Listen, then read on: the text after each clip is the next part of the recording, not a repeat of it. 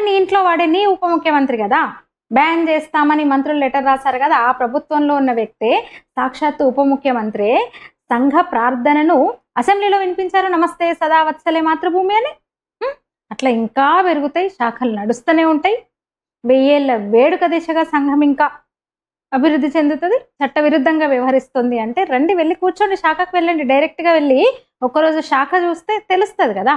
నిజంగా అక్కడ చట్టవిరుద్ధ పనులు, రాజ్యాంగ వ్యతిరేకంగా సంస్థ ఏమన్నా పనులు చేస్తుంటే కేసులు పెట్టొచ్చు, కేసులు పెడితే అయిపోయి. అట్లాగాక లేఖలు రాయడం ఏంటి? మంత్రులు అయ్యండి, ప్రభుత్వం మీరే కదా, చట్టం తీసుకురండి, చట్టాన్ని మార్చండి. కానీ చెయ్యరా, పని చేయరు. అలవాటే బురద చల్లడం, బట్టగా చిమ్మీదేయడం వీళ్ళకి అలవాటే అనమాట. వాళ్ళ నాయకుడికి అలవాటే. కోర్టు చోరీ అన్నాడు, కోర్టుకు పోయిండు, కోర్టు మొట్టికాయలు వేస్తుంది. ఏంది ఆధారాలు ఏవి, నువ్వు చేస్తున్న దానికి ఆరోపణలకు ఆధారాలు అంటే ఏముండదు, వెన్ను చూపి బయటపడిపోతారనమాట. మళ్ళీ అదే పని పదే పదే రిపీట్ చేస్తూ ఉంటారు.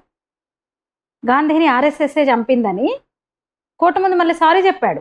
చంపిందనగానే కోర్టు మొట్టికాయలు వేస్తే సారీ చెప్పాడు. అంటే యథా మూర్ఖ తదా మూర్ఖ శ్రేణ అన్నట్టు.